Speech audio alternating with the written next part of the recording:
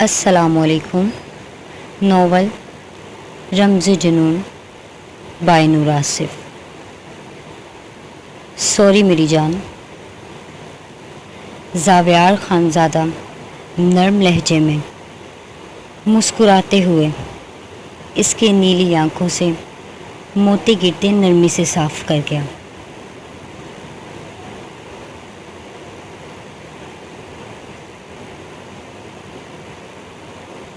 تم مصطفیٰ ملک کا دل ہوتے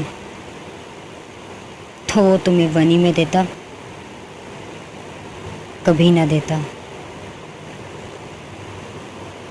زاویار خانزادہ مسکراتے ہوئے اس کے دل میں چرگے لگا گیا تھا۔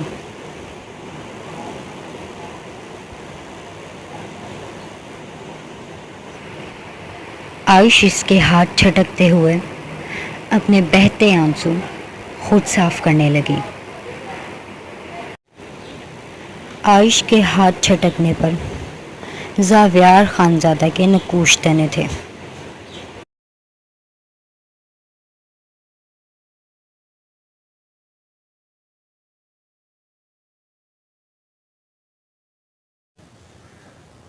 من پسند چاند سے پیاری بیوی نہیں ہوں جو یوں ہاتھ چھٹکنے پر برداشت کرتے مسکرا جاؤں گا۔ میری ملکیت میں ہوں زبان اور ہاتھ، صرف میرے حکم پر ہلایا کرو۔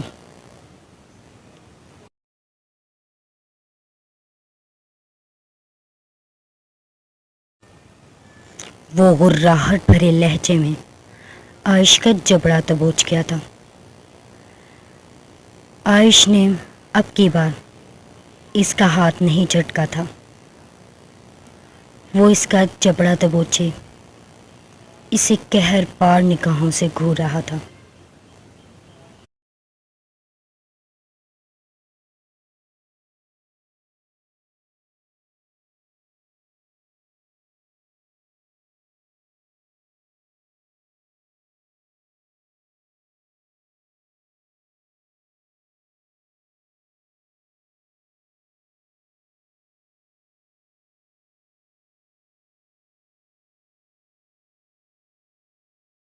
زاویار خانزادہ اس کا جبڑا چھوڑتے صوفے سے اٹھا تھا،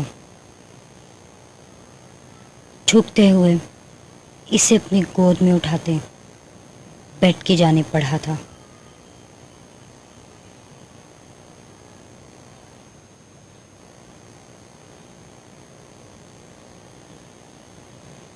عائش آنکھیں میچے لرزتے ہوئے اس کی شرٹ مٹھیوں میں جکڑ گئی تھی۔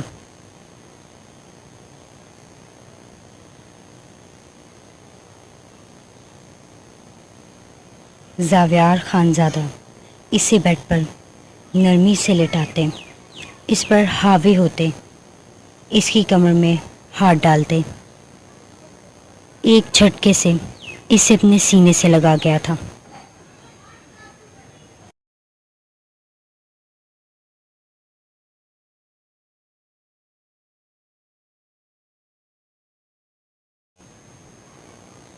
عائش کو اپنے سینے سے لگائے اس کے مخملی نشیب و فراز کی نرمی محسوس کرتے زاویار خانزادہ نے خود کو پرسکون کیا تھا۔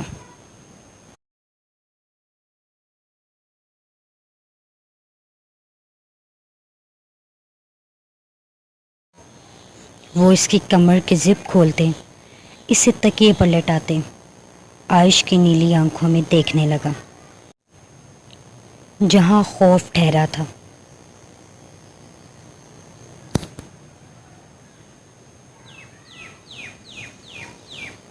اتنا ڈرتی کیوں ہوں میری قربت سے؟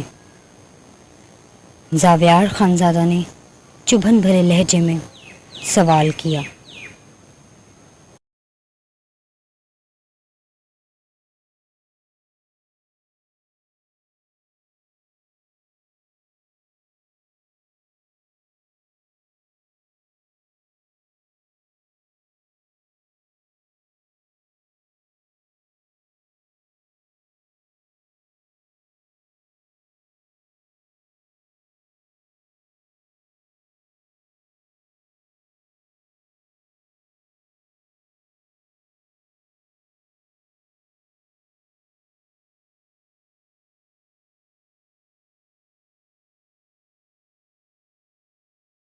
نہیں ڈرنا چاہیے کیا؟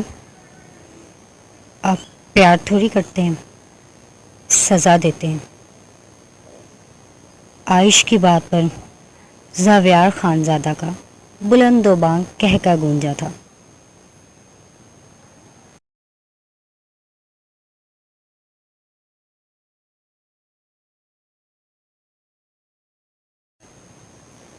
تو عائش ملک کو زاویار خانزادہ کا پیار چاہیے۔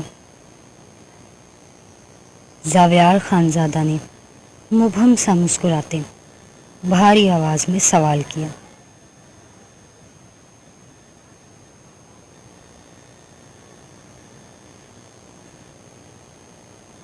نہ پیار نہ رحم، صرف رہائی چاہیے۔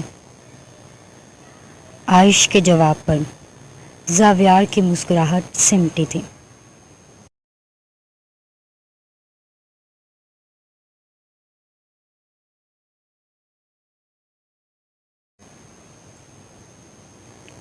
رہائی تو ملے گی ڈارلنگ، جب تمہارے بھائی کو ہم دونوں مل کر پہاڑ سے دھکا دیں گے۔ قسم کھاتا ہے زاویار خانزادہ، گاڑی حویلی نہیں موڑوں گا، سیدھا لاہور موڑ دوں گا۔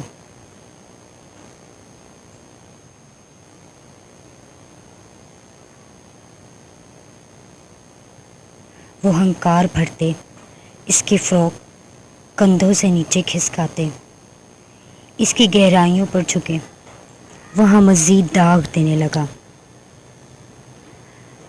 جو پہلے سے داغدار تھی۔ عائش کی زخمی سسکاریاں گونجی تھیں۔ وہ اس کی گہرائیوں میں منہ چھپائے انگیٹھی میں جلتی آگ کی مانند دہک اٹھا تھا۔ وہ اسی لمحے اپنا چہرہ نکالتے، تکیے پر سر رکھتے، سیدھے ہوتے گہرے سانس لینے لگا۔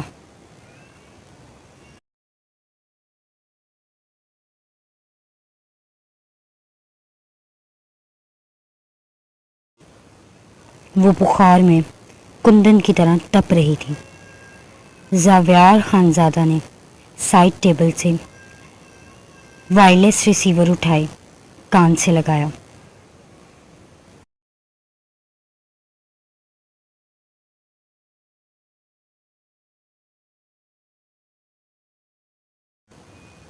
عائش کے لیے گرم دودھ، 2 بوائل انڈے اور دلیا بنا کر بھیجیں۔ وہ حکمیہ لہجے میں بولتے ریسیور رکھتے عائش کی طرف پلٹا، جو بھیگی نگاہوں سے بے یقینی سے اسے دیکھ رہی تھی۔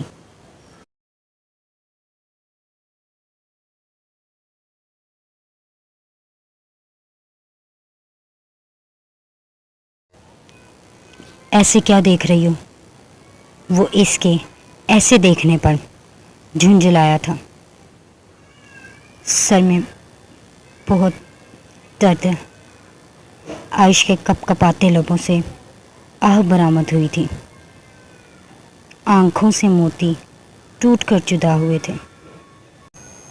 نہیں نکالتا تمہاری جان، بہانے بازیاں بند کرو میری جان۔ کبھی کمر درد، کبھی سر میں درد۔ وہ مبہم سا بولتے اپنا ہاتھ اس کی پیشانی پر رکھ گیا تھا۔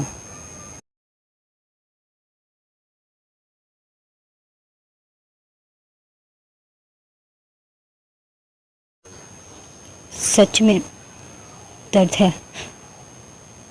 عائش کے لبوں سے سسکاری بلند ہوئی تھی۔ اچھا۔ زاویار ہنکار بھرتے اس کے قریب ہوتے، اس کی کمر میں ہاتھ ڈالتے اسے اپنے مزید قریب کر گیا تھا۔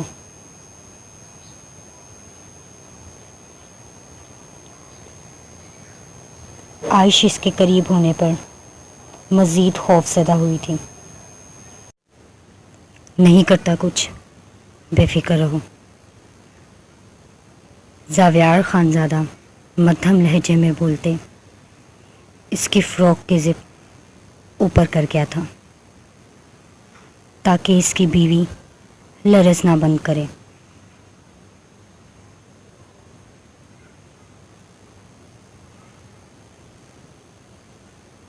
وہ بخار کی حالت میں اس کی قربت سے لرز رہی تھی۔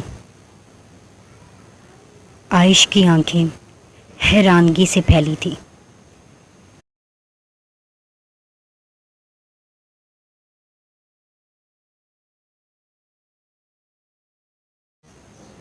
وہ اسے بھیگی نگاہوں سے دیکھ رہی تھی۔ زاویار خانزادہ اپنی نگاہیں چرا گیا۔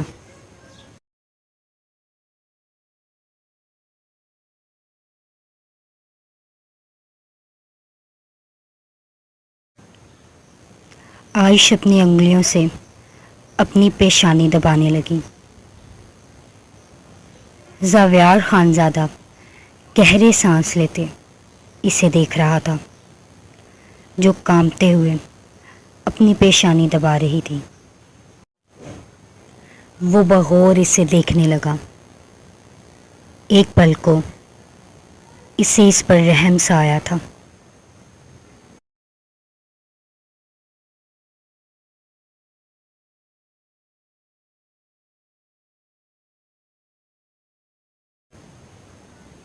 ارتضیٰ خان کا سارا غم، اپنی ساری وحشتیں وہ اس نازک وجود پر اتار رہا تھا،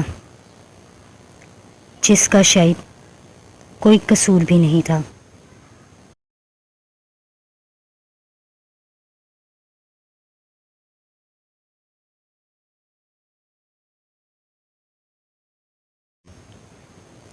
وہ اس کا غصہ، اس کا جنون اپنے نازک بدن پر سہنے کے بعد کتنی مرتبہ اس کے حکم پر نیند سے جھولتے اس کی ٹانگیں دباتی رہی ہے۔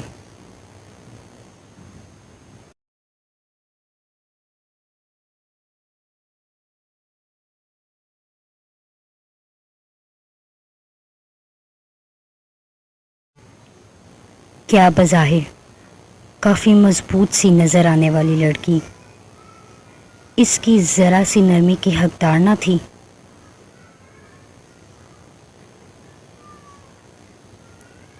وہ اسے تذبذب نگاہوں سے دیکھتے ہوئے عائش کا ہاتھ اس کی پیشانی سے ہٹا گیا۔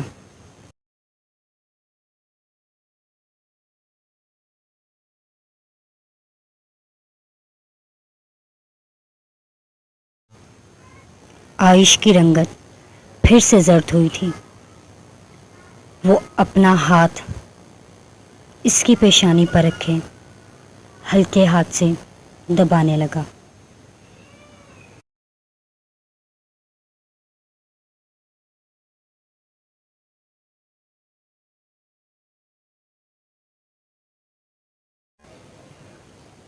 عائش کی نیلی آنکھوں میں اتنی بے یقینی اور حیرت آن سمائی تھی کہ وہ اس کی حیرت پر حیران ہوا تھا۔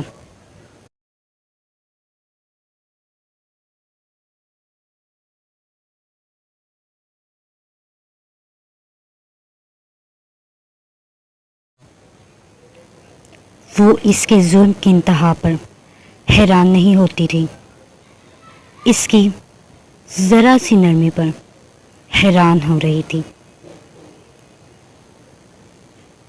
وہ اسے اپنے سینے سے لگاتے اس کی پیشانی دبانے لگا۔ سو جاؤ عائش ملک، سو کر اٹھو گی تو پھر مجھے سہنا پڑے گا۔ میں تمہارے لیے کبھی نرم نہیں ہو سکتا۔ وہ اس کا سر نرمی سے دباتے اس کے کان میں سرگوشی کرتے اسے نرمی سے خود میں بھینج گیا تھا۔